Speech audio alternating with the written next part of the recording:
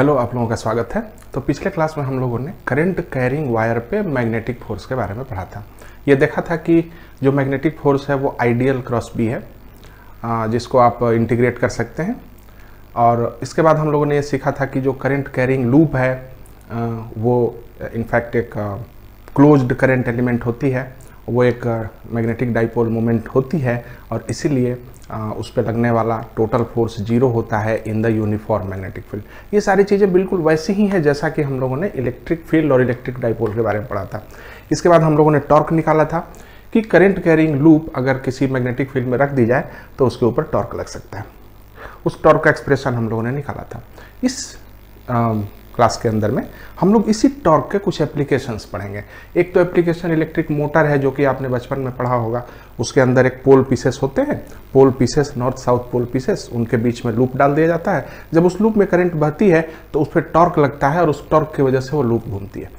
असली चीज़ यही है। अब बाद में उसको घुमाने के लिए तरह तरह के व्यवस्थाएं लगाएंगे। आप आर्मेचर उसका फिक्स करेंगे और इसके बाद आप जो है उसमें ब्रशेस लगाएंगे और एसी मोटर, डीसी मोटर, जो कुछ भी करें, परंतु बेसिक प्रिंसिपल यही है कि करंट कैरिंग लूप को जब मैग्नेटिक फील्ड में रखेंगे तो इसके ऊपर में टॉर्क लगेगा।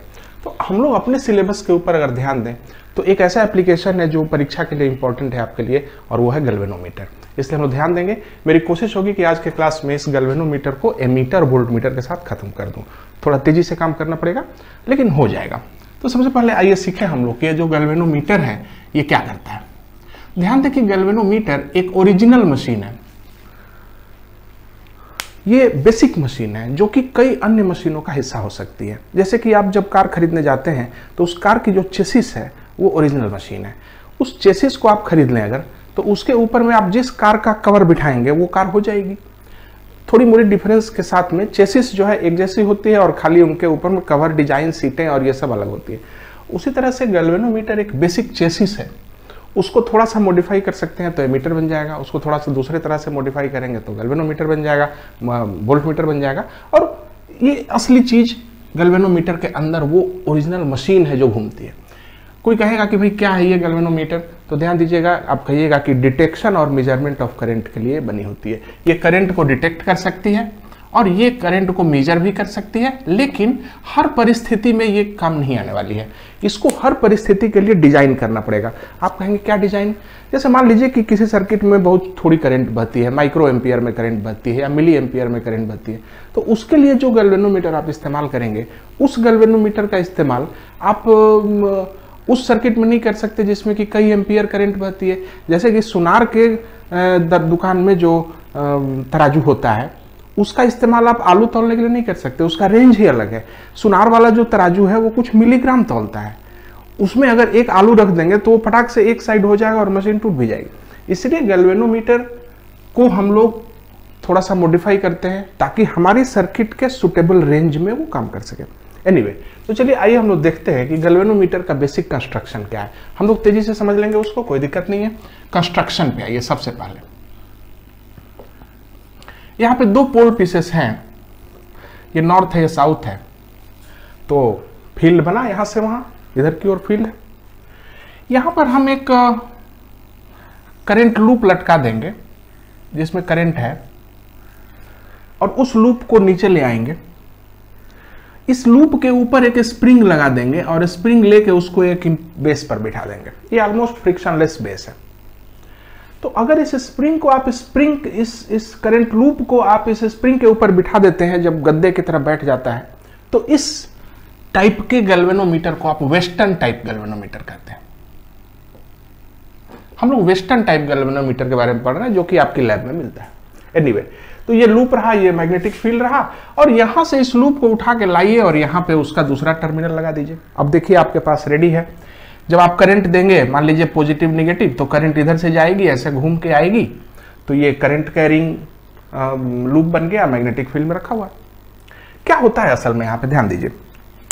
जब आप इसके अंदर करंट देते हैं तो ये लूप घूमता है, और जैसे ये घूमता है तो ये स्प्रिंग उसको घूमने नहीं देता। ध्यान दीजिएगा, जब आप स्प्रिंग को कसते हैं, एक स्प्रिंग है, इस स्प्रिंग को जब आप x लेंथ इलोंगेट करते हैं, मतलब आप इसका लेंथ x बढ़ाते हैं, तो इसके अंदर एक फोर्स आता है, वो होता है kx, जो इसको वापस ले आने की कोशिश करता है, उसको हम कहते हैं रिस्टोरिंग फोर्स। जैसे जैसे आप x बढ़ाएंगे वैसे वैसे वो फोर्स बढ़ता जाएगा और एक लिमिट के बाद आप स्प्रिंग का मुकाबला नहीं कर पाएंगे, वहां पे आप उससे ज्यादा इलोंगेट नहीं कर पाएंगे। उसी प्रकार से जब आप किसी स्प्रिंग को रोटेट करते हैं तो उसके अंदर एक रिस्टोरिंग टॉर्क पैदा होता है। रिस्टोरिंग फोर्स को कहते हैं kx, रिस्टोरिंग टॉर्क को कहते हैं k थीटा। तो जब आप स्प्रिंग को ऐंठते हैं, क्योंकि जब ये घूमेगा तो स्प्रिंग ऐंठेगी, ट्विस्ट होगी, ट्विस्ट करने की वजह से एक रिस्टोरिंग टॉर्क पैदा होता है जो स्प्रिंग को ट्विस्ट होने से रोकता है। तो वो जो रिस्टोरिंग टॉर्क है वो जैसे जैसे एंगल बढ़ती है वो टॉर्क बढ़ता चला जाता है। इसीलिए जब इसका टॉर्क और रिस्टोरिंग टॉर्क बराबर हो जाएंगे तब इसका घूमना बंद हो जाएगा। मतलब है कि मान लीजिए कि ये ऐसे है, पॉइंटर इसका, यहां पे हमने एक पॉइंटर लगा दिया है। मान लीजिए कि पॉइंटर यहां है, ये घूमा, जैसे ही घूमा रिस्टोरिंग टॉर्क आ गया स्प्रिंग के अंदर में और थोड़ा और बढ़ा, तब तक रिस्टोरिंग टॉर्क इतना ज्यादा हो गया कि उसने इसके टॉर्क को रोक दिया। तो उसी जगह पे बैलेंस हो जाएगा और ये पॉइंटर वहीं पे आके रुक जाता है। जैसे आप लोग कपड़े को ऐंठते हैं तो कपड़े को ऐंठते ऐंठते एक लिमिट आती है जब कपड़ा और ज्यादा नहीं ऐंठा जा सकता, वैसी हालत यहाँ पे है। जब आप स्प्रिंग को ऐंठेंगे तो एक लिमिट आएगी जब आप उसको और ज्यादा नहीं ऐंठ सकते। वही कंडीशन आती है जब स्प्रिंग का रिस्टोरिंग टॉर्क आपके टॉर्क के बराबर हो जाता है। उस कंडीशन में, अब ध्यान दीजिएगा, उस कंडीशन में इस पे लगने वाला आपका टॉर्क है NIAB, number of turn, current, area, dipole moment हो गया, B साइन थीटा। अब देख लीजिए N टर्न्स है, हर एक टर्न IA यानी कि मैग्नेटिक डाइपोल मोमेंट है, MB साइन थीटा, उसमें N से गुना किया है मैंने, NIAB साइन थीटा, ये बाहरी टॉर्क है, बराबर जब वो स्प्रिंग के रिस्टोरिंग टॉर्क के बराबर हो जाएगा तो रुक जाएगा। तो अब इसमें आप देख सकते हैं असल में क्या होता है कि NIAB sine theta equal to K theta आ जाएगा तो इक्विलिब्रियम आ जाएगा। उसी जगह पर ये आपका जो स्प्रिंग है घूमना बंद कर देगा। आप कहेंगे ये साइन थीटा आ गया, अब क्या करें? ध्यान दीजिए, इसका कंस्ट्रक्शन ऐसा किया जाता है कि ये साइन थीटा वाला मामला ना आवे। अब उसमें गौर कीजिए क्या किया जाता है। देखिए असल में हम क्या करते हैं कि हम एक सॉफ्ट आयरन की कोर लेते हैं, सॉफ्ट आयरन की एक सिलेंडर, उसी सिलेंडर पे हम इस लूप को लपेट देते हैं और इसी सिलेंडर को पोल पीसेस के बीच में रख दिया जाता है। अब ध्यान दीजिए, लूप ऐसे दिख रही है ना, असल में वो एक सिलेंडर पे लपेटी जाती है। ये सॉफ्ट आयरन की कोर होती है, बहुत सॉफ्ट। अब इसको जो हमने लपेटा तो मैग्नेटिक फील्ड के बीच में रखी जाएगी। ध्यान दीजिए कि मैग्नेटिक पोल पीसेस को भी हम थोड़ा सा परिवर्तन करते हैं। देखिए जो मैग्नेटिक पोल है आपका, उसको हमने इस तरह से थोड़ा सा चेंज कर दिया, जैसे वो सीधा नहीं है बल्कि वो ऐसा है। यहां भी आप देख लें, बिल्कुल उसी प्रकार से ये मैग्नेटिक पोल पीसेस हमने बनाए हैं।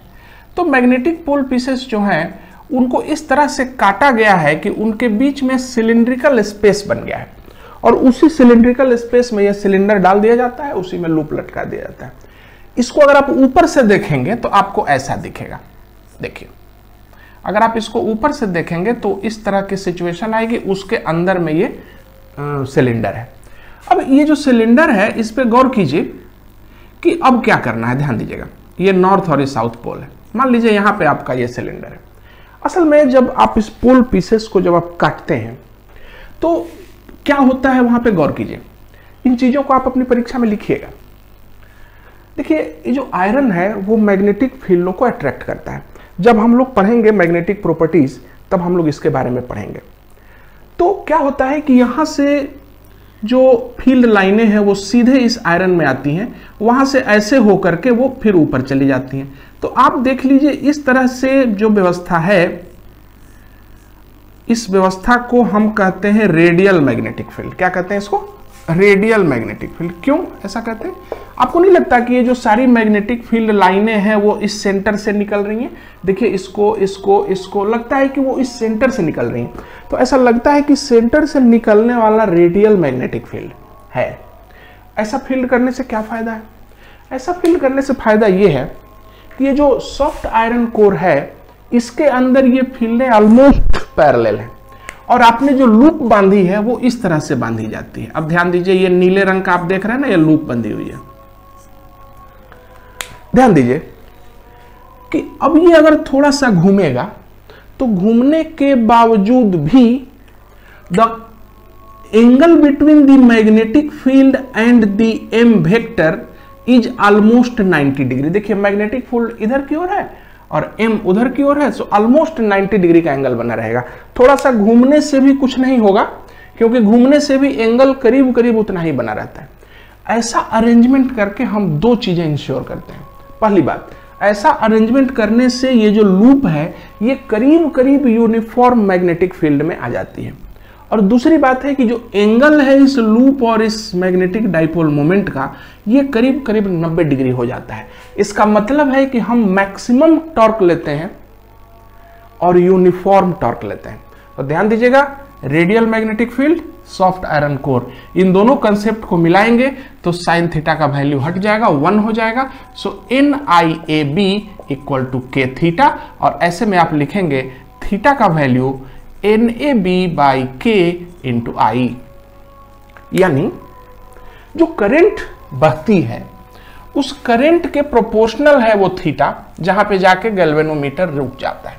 तो angle rotated by the coil is equal to NAB by K into I। तो ये है डायग्राम, उसके साथ वो दोनों डायग्राम मिल जाते हैं तो कंप्लीट हो जाता है डिस्कशन। अब आते हैं इधर, ये NAB बाई K पे गौर कीजिए।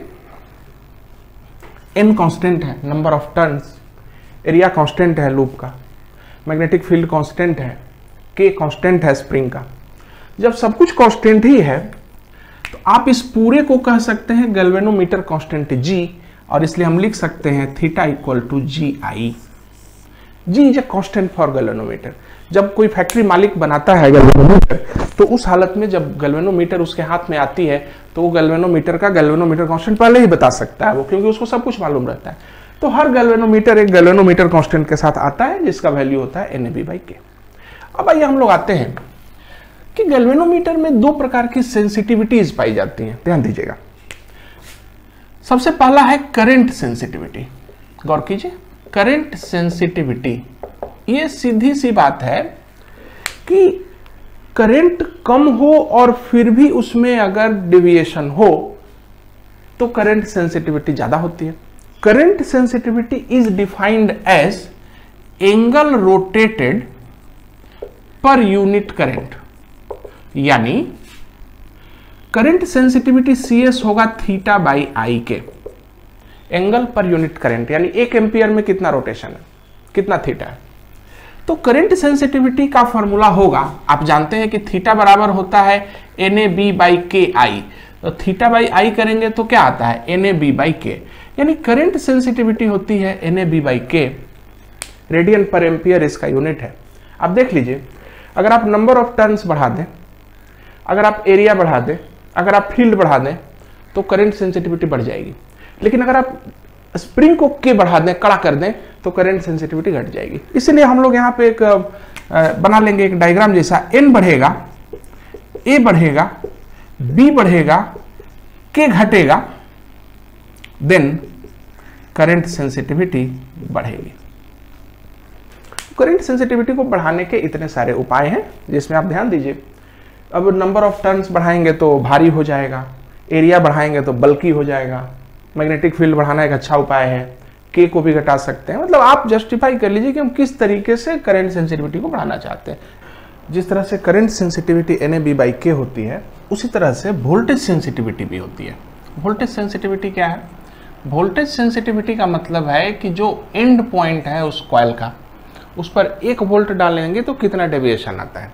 तो आप उसमें कह सकते हैं उसका डेफिनेशन कि angle rotated per unit voltage, ये वोल्टेज सेंसिटिविटी हो गई।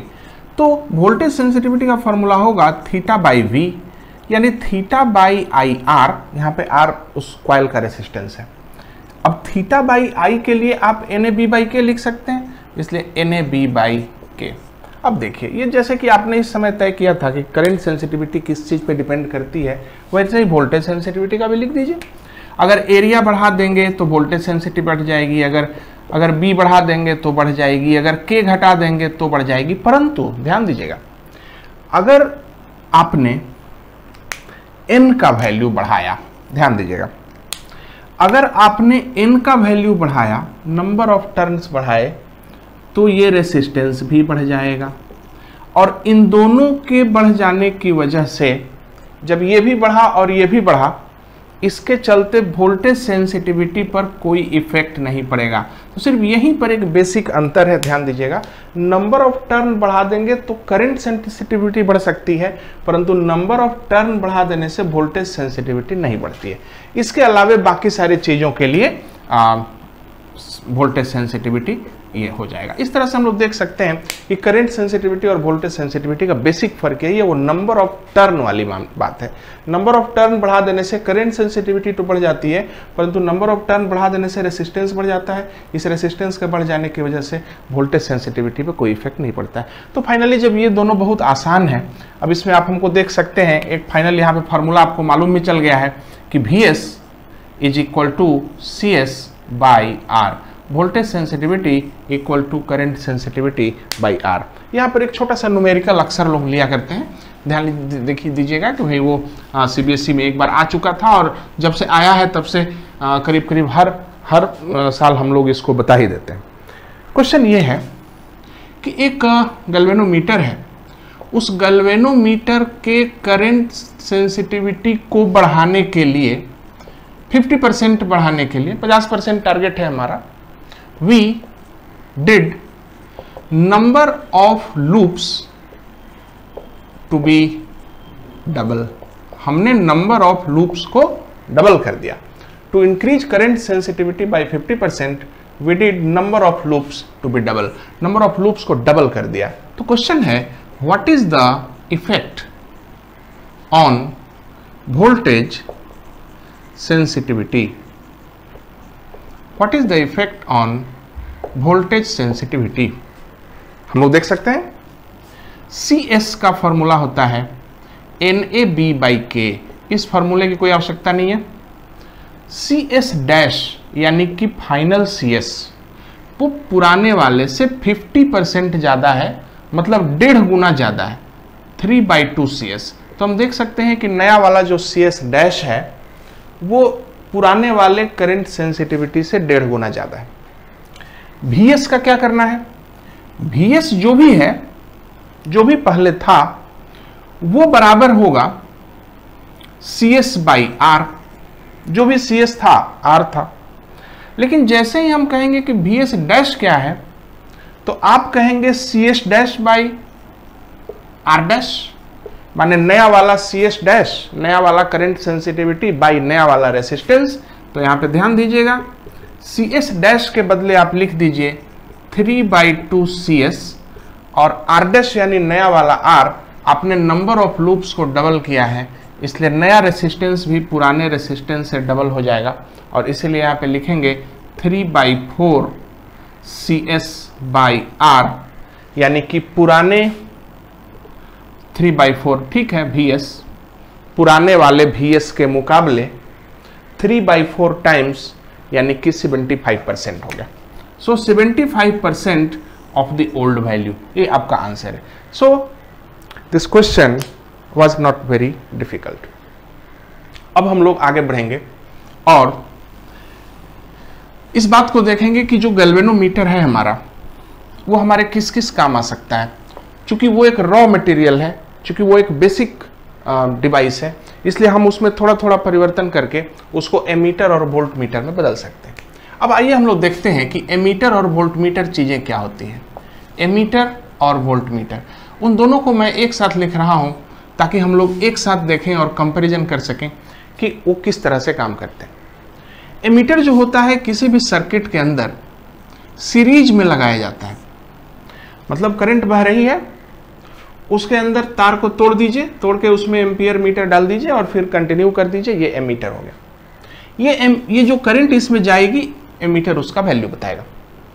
और वोल्ट मीटर किसी दो पॉइंट के बीच लगता है, इन दोनों पॉइंट के बीच का वोल्टेज डिफरेंस यानी पोटेंशियल डिफरेंस निकालने के काम आता है। तो एमीटर हमेशा सीरीज में लगता है और वोल्ट मीटर पैरेलल में लगता है। अब हमें देखना पड़ेगा कि एग्जैक्ट काम कैसे चलता है। ध्यान दीजिएगा कि एमीटर जो है, फिलहाल हम लोग मान लेते हैं कि वो जो गैल्वेनोमीटर जो है हमारा, वही गैल्वेनोमीटर सर्किट इसमें लगी हुई है, करंट को नापने जा रही है। आइए हम लोग नाप के देख लेते हैं कि जो एमीटर है सीरीज में अगर जाता है तो किस तरह से काम करता है। मान लीजिए हमने एक साधारण सी सर्किट बनाई जो कि बेहद आसान सर्किट है। ये 10 वोल्ट लिया, ये 2 ओम ले लिया, 2 ओम का, या चलिए इसको हमने 5 ओम रख दिया। 5 ओम का एक रेसिस्टेंस 10 वोल्ट के साथ कनेक्ट है, तो आपको मालूम है करंट कितना होगा? करंट होगा 10 वोल्ट बटे 5 ओम यानी 2 एम्पियर। बहुत अच्छा, कोई दिक्कत नहीं है। अब हमें इसको नापना है। जैसे ही आप इसको नापने के लिए यहाँ पे एमीटर लगाएंगे, अब ध्यान दीजिए, एमीटर तो एक सर्किट है, तो इस एमीटर में लूप है, लूप में करंट जाएगी, तो निश्चित रूप से इसका कुछ रेसिस्टेंस होता है। तो मान लीजिए इसके रेसिस्टेंस को अगर हम RA कह दें, तो जैसे ही हमने एमीटर लगाया तो हमारा तो करंट ही बदल जाएगा, क्योंकि एमीटर के अंदर खुद का अपना रेसिस्टेंस होता है। अब 2 रेसिस्टेंस हो गए, यानी अब आपकी नई करंट होगी 10 बटे 5 जोड़ RA। ये जो करंट होगी निश्चित रूप से 2 एम्पियर से कम होगी। यानी हमने क्या देखा कि जितनी एक्चुअल करंट होती है उससे थोड़ा कम वैल्यू ही ये एमीटर शो करता है, क्योंकि एमीटर को जैसे ही हम सर्किट में डालते हैं करंट कम हो जाती है। तो मान लीजिए कि 2 एम्पियर करंट थी, तो एमीटर को डालने के बाद करंट 2 एम्पियर से कम हो गई है। देखिए ये RA जो है, इसके चलते ये डिनोमिनेटर तो 5 से ज़्यादा बढ़ जाएगा, इसलिए 2 से कम हो जाएगा। इसलिए याद रखिएगा कि एक आइडियल एमीटर वही होता है जिसका रेसिस्टेंस 0 होता है। इसका रेसिस्टेंस 0, आइडियल एमीटर का रेसिस्टेंस हमेशा 0 होना चाहिए। 0 एमीटर का रेसिस्टेंस होगा तो यहाँ पे करंट का वैल्यू चेंज नहीं होगा। तो सिर्फ आइडियल एमीटर ही सही करंट की रीडिंग दे सकता है, वरना जो रियल एमीटर्स होते हैं उन सबों में थोड़ा थोड़ा रेसिस्टेंस होता है, कुछ मिली ओम का रेसिस्टेंस इसके अंदर होता है, और वो हमेशा कम रीडिंग देते हैं। तो इस बात पे गौर कीजिएगा कि जितना आइडियल एमीटर होगा, जितना बढ़िया एमीटर होगा, उसका रेसिस्टेंस कम होगा और आइडियली उसका वैल्यू 0 होगा। अब आइए सेम केस को हम लोग वोल्ट मीटर के लिए अप्लाई करते हैं। वोल्ट मीटर के लिए हम लोग एक सर्किट ले लेते हैं, ऐसे ही साधारण सी सर्किट ले लेते हैं। मान लीजिए यहाँ पे हमने 3 ओम लिया और यहाँ पे 2 ओम लिया। अब जरा बताइए कि 10 वोल्ट का अगर ये सेल लगा हुआ है तो पहले ये बताइए कि कितनी करंट है, पहले जज कर लीजिए आप। तो करंट का वैल्यू हुआ 10/5 यानी 2 एम्पियर, और 2 ओम के खिलाफ 2 ओम के क्रॉस कितना वोल्टेज हुआ ये भी चेक कर लीजिए। तो 2 दूनी 4 वोल्ट आया, यानी यहां पर हमको 4 वोल्ट आना चाहिए। अब जो हमने यहां पर वोल्ट मीटर लगाया है, अब ध्यान दीजिए, ये जो यहां पर वोल्ट मीटर लगा, वो वोल्ट मीटर तो एक डिवाइस है, वो एक सर्किट है, वो एक लूप है, तो उसकी वजह से निश्चित रूप से वहां पे कुछ रेसिस्टेंस होगा। इस जगह पे आप गौर कीजिएगा, यहां पे कुछ ना कुछ तो रेसिस्टेंस होगा। मान लीजिए इसका रेसिस्टेंस R है, तो इसकी वजह से अब नई करंट हो गई। अब तो पूरा करंट ही बदल जाएगा ना, क्योंकि यहां पे सर्किट ये रेसिस्टेंस ही बदल चुका है। तो नई करंट होगी 10/3 प्लस 2R/2 प्लस R। ध्यान दीजिएगा, 2R/2 प्लस R, ये एक्सप्रेशन जो है ये हमेशा 2 से कम ही होगा, 2 से ज्यादा नहीं हो सकता। ये 2 से कम होगा और R से भी कम होगा, क्योंकि आप जानते हैं कि जब 2 चीजों का पैरेलल में जोड़ते हैं तो जो रेसिस्टेंस होता है वो इन दोनों में जो कम होता है उससे भी कम होता है, तो ये कम होगा। और इसके कम होने की वजह से सर्किट की जो करंट है वो बदल जाएगी, और सर्किट में करंट बदल जाने की वजह से यहां पर पोटेंशियल बदल जाएगा और वो उसी पोटेंशियल का वैल्यू देगा। ध्यान दीजिएगा कि अगर V का वैल्यू, V का जो रेसिस्टेंस है R भी अगर इन्फिनाइट होता, गौर कीजिएगा, अगर V का वैल्यू जो रेसिस्टेंस है अगर वो इनफिनाइट होता तो फिर इन दोनों का जो इक्विवेलेंट रेसिस्टेंस होता वो 2 के बराबर होता, और तब ऐसे में टोटल रेसिस्टेंस चेंज नहीं होता, यानी कि ये नहीं बदलता और कुछ नहीं बदलता, तो V की रीडिंग सही आती। यानी कि एक वोल्ट मीटर का आइडियल रेसिस्टेंस होना चाहिए इन्फिनिटी। जब वोल्ट मीटर का आइडियल रेसिस्टेंस इन्फिनिटी होगा तो इसके इंट्रोडक्शन से यहाँ पे रेसिस्टेंस चेंज नहीं करेगा, तो करंट चेंज नहीं करेगा, तो वोल्टेज चेंज नहीं करेगा, तो रीडिंग सही आएगी। लेकिन क्या कोई चीज का रेसिस्टेंस इन्फिनिटी हो सकता है? इन्फिनिटी का मतलब होता है स्विच ऑफ कर देना। यहाँ पे जब आप स्विच ऑफ कर देंगे तब तो उसमें करंट ही नहीं जाएगी, करंट ही नहीं जाएगी तो रीडिंग कहाँ से आएगा? इसलिए कभी भी रीडिंग इन्फिनिटी का रेसिस्टेंस नहीं आएगा, कुछ ना कुछ वैल्यू होता है।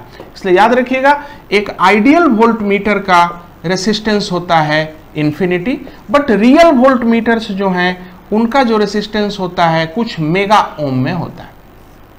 आइए अब हम लोग इस एग्जाम्पल को क्लियर कर लें। मान लीजिए this voltmeter, if this voltmeter has 3 ohm resistance, अगर मान लीजिए कि उस वोल्ट मीटर का रेसिस्टेंस 3 ओम है तो उसका रीडिंग बताइए। तो ध्यान दीजिए, पहले रेसिस्टेंस टोटल निकालिए, 3 प्लस इन दोनों का रेसिस्टेंस निकालिए, 2 × 3/2 + 3 यानी 3 + 6/5 यानी वो हो गया आपका 1.2 एंड 4.2 ओम आया।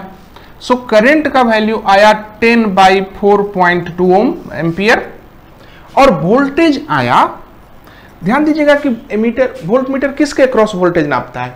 वोल्ट मीटर इन दोनों पॉइंट्स के अक्रॉस वोल्टेज नापता है।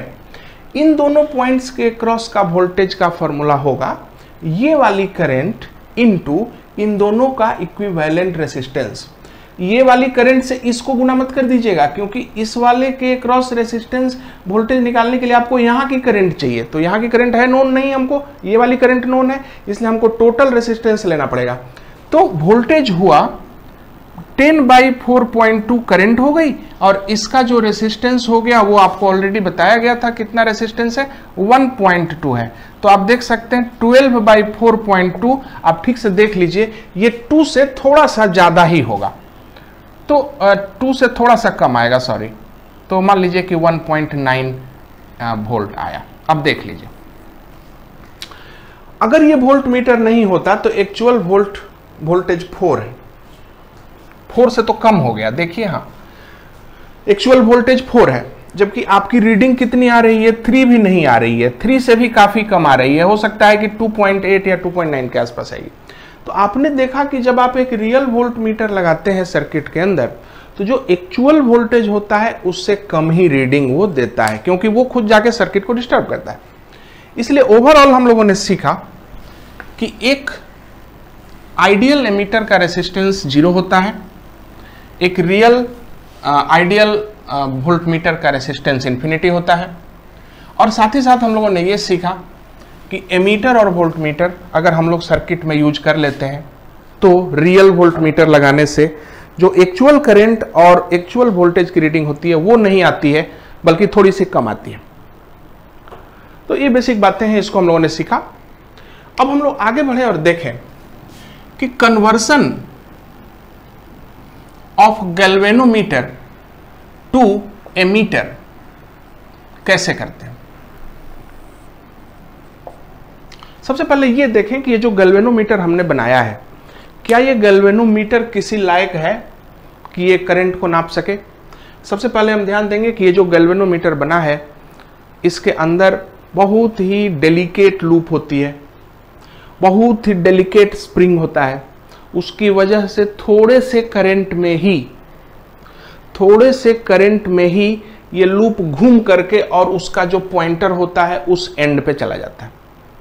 इसलिए जब भी कोई मैन्युफैक्चरर गैल्वेनोमीटर बनाता है तो आपको बताता है एक करंट जिसको कहते हैं full scale deflection current. Full scale deflection current क्या होती है? उसको कहते हैं हम IG। Full scale deflection current का मतलब है कि हमने गैल्वेनोमीटर बनाया है, ये इस तरह का गैल्वेनोमीटर है, इसमें कुछ है नहीं। इस गैल्वेनोमीटर में कितनी करंट डाल दूंगा कि ये पॉइंटर एकदम साइड में चला जाएगा, एकदम उस side. This is called full scale deflection current IG। ये मैन्युफैक्चरर आपको बना के देगा। IG मिल गया, हर गैल्वेनोमीटर सिस्टम का एक IG होता है।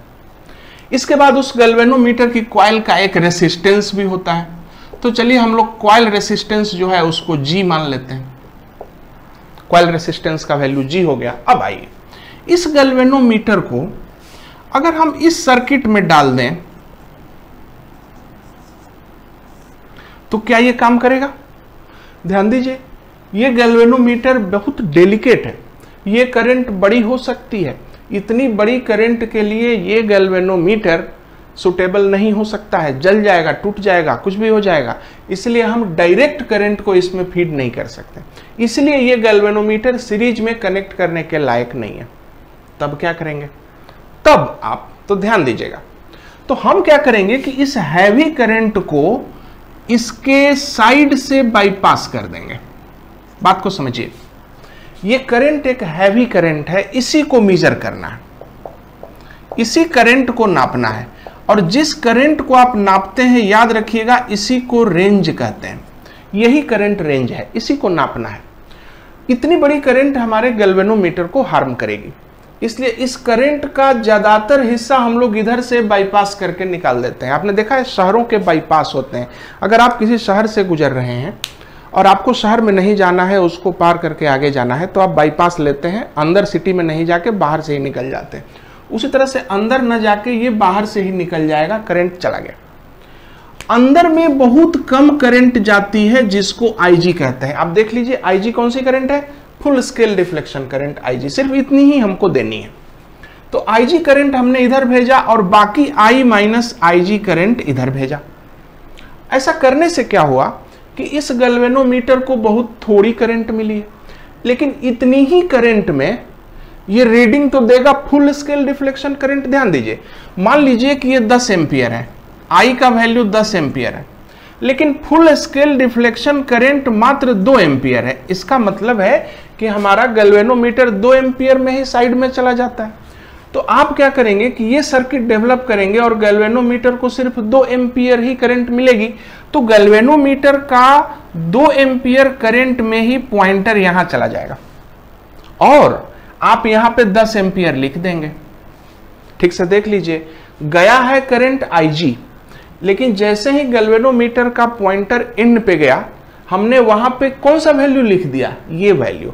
इससे क्या होगा कि 2 ही एम्पियर जाएगा, परंतु रीडिंग I की पढ़ी जाएगी। याद रखिएगा कि this is the current, this is the range which is mentioned on the pointer of galvanometer. But actual current जो जाती है वो ये करंट हम लोग ले लेते हैं। यही करंट मैक्सिमम भेजनी होती है।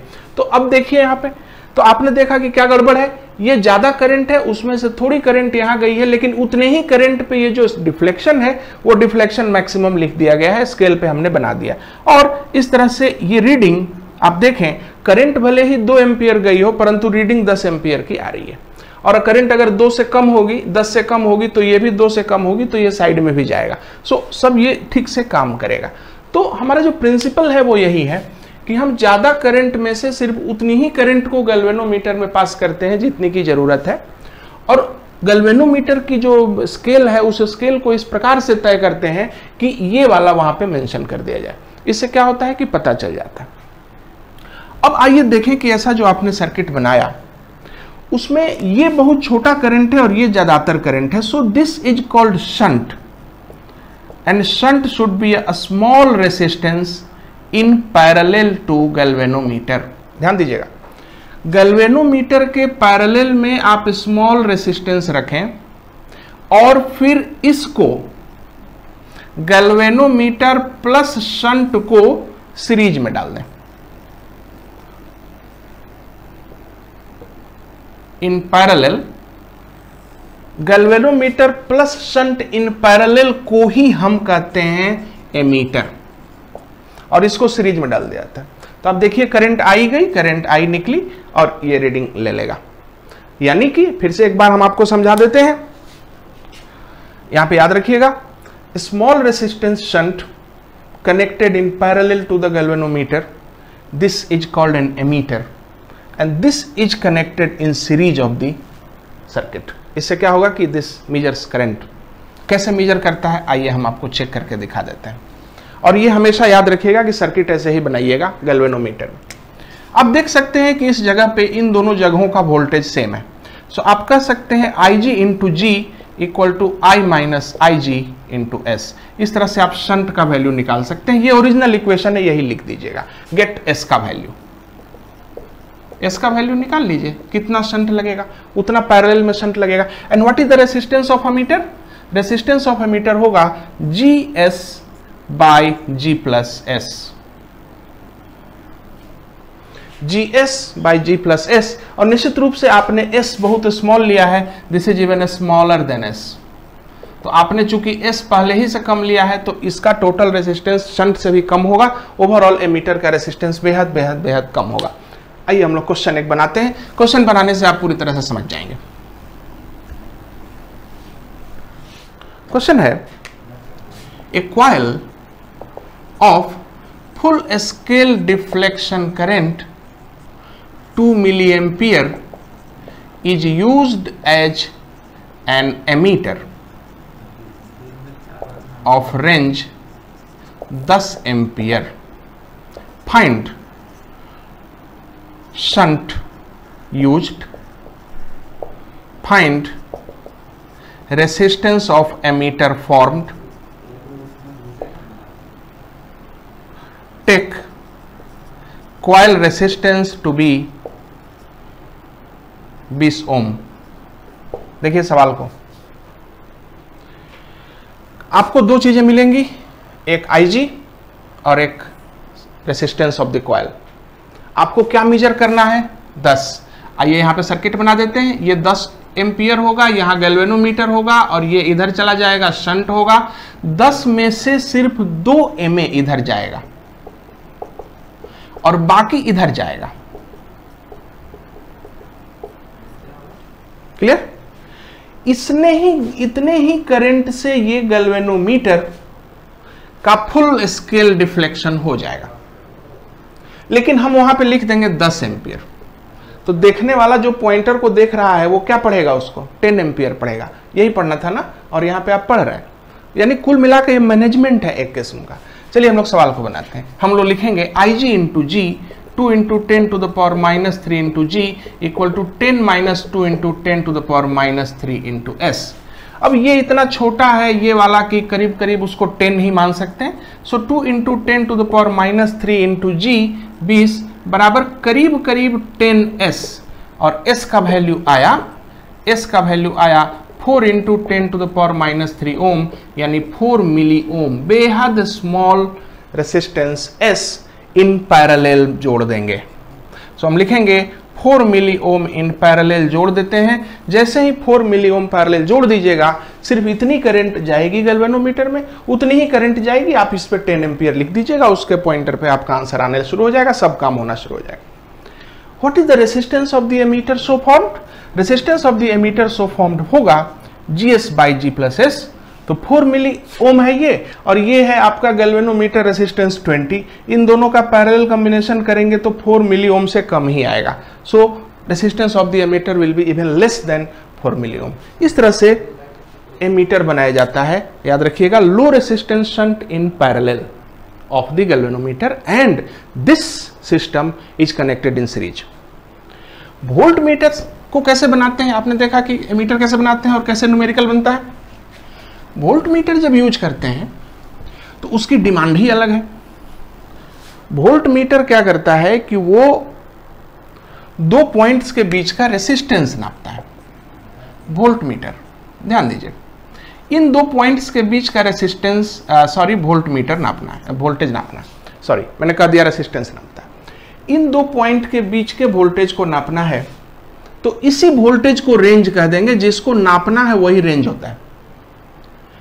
अब जैसे ही आप नापेंगे तो यहां पे आप एक गैल्वेनोमीटर लगाएंगे नापने के लिए, लगाइए। लेकिन जैसे ही आप यहां गैल्वेनोमीटर लगाएंगे जोरदार करंट बहेगी।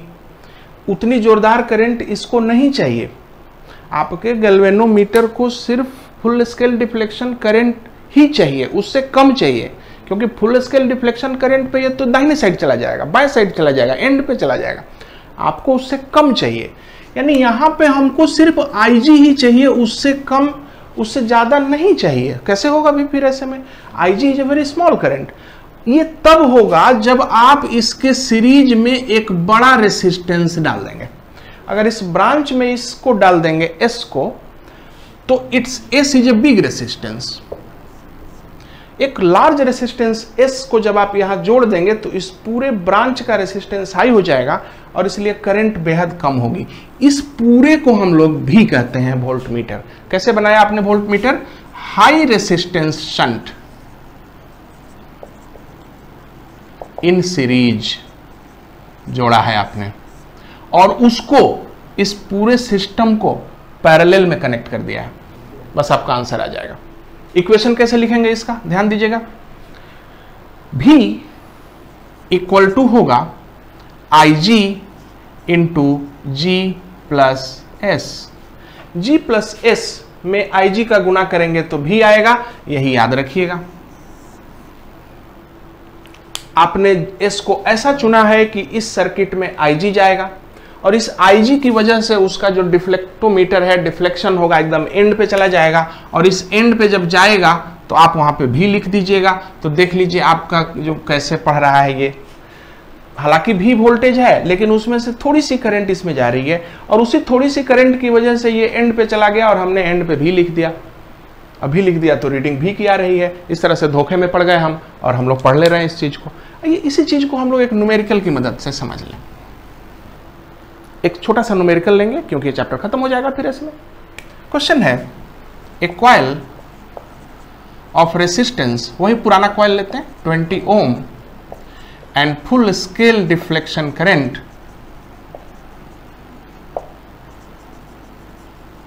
2 milliampere is to be used as voltmeter of 10 volt range. How? Same सवाल है, सेम कॉइल है। पहले हमने एमीटर बनाया उसको 10 एम्पियर का, अब उसको 10 वोल्ट का वोल्ट मीटर बना रहे हैं। कोई दिक्कत नहीं है, हम जानते हैं कि यह कैसे काम करता है। तो जैसे ही वोल्ट मीटर आएगा, देखिए मैंने कोई भी चीज पहले से ड्रॉ की हुई नहीं ली है, जैसे ही क्वेश्चन आएगा हम लोग ड्रॉ करेंगे उसको। तो यहाँ पे हमने लिया, इस वोल्टेज को नापना है, किसको नापना है? 10 वोल्ट को। यहाँ पे गैल्वेनोमीटर सर्किट है, इसमें हमने एक शंट जोड़ दिया है, ये हमें पता नहीं है, लेकिन ये 20 ओम का है, ये हमें पता है। इसमें कितनी करंट चाहिए वो भी हमको पता है। इसको 2 मिली एम्पियर ही करंट चाहिए, उससे ज्यादा करंट इसको चाहिए ही नहीं, तो उतने ही करंट देंगे। देख लीजिए 10 बराबर होगा 2 MA into G plus S, 20 plus S। तो 20 प्लस S होगा 10/2 इंटू 10 टू द पावर 3, यानी 5000 S आएगा। 5000 में से 2 घटेगा, 4980 ओम। देखिए कितना लंबा चौड़ा S है। इतना सीरीज में जोड़ेंगे तो वोल्टमीटर बनेगा, जो कि डिजायर्ड रेंज का वोल्टमीटर बनेगा। तो this much series in series जोड़ देंगे और इस पूरे सिस्टम को पैरेलल में जोड़ देंगे, हमारा वोल्टमीटर तैयार हो जाएगा। और कितना होगा आपके रेसिस्टेंस ऑफ द वोल्टमीटर? तो ये रहा 4980 और ये रहा S 20, कुल मिला जुला के 5000 ओम आपका रेसिस्टेंस ऑफ द वोल्टमीटर है, जो कि अच्छा खासा है। तो इस तरह से हम लोगों ने देखा। इसमें नीट में क्वेश्चंस आते हैं, इस पे एमीटर और वोल्टमीटर के क्वेश्चंस को हम लोगों ने एक साथ बनाया है ताकि हम लोग देख सकें कि एक ही चीज को किस तरह से दो अलग अलग चीजों में बदलते हैं, किस तरह से शंट का खेल करके लो रेसिस्टेंस शंट इन पैरेलल कर देंगे तो वो एमीटर बन जाता है, high resistance shunt in series कर देंगे तो वो वोल्टमीटर बन जाता है। दोनों न्यूमेरिकल आपके पास हैं, दोनों का ट्रीटमेंट आपके पास है। इस तरह से अगर आप एक बार और इस क्लास को देखें तो मुझे उम्मीद है कि आप सवालों को बना सकेंगे। तो जब तक हम लोग फिर से नहीं अगला टॉपिक लेते हैं, तब तक रिवाइज करिए।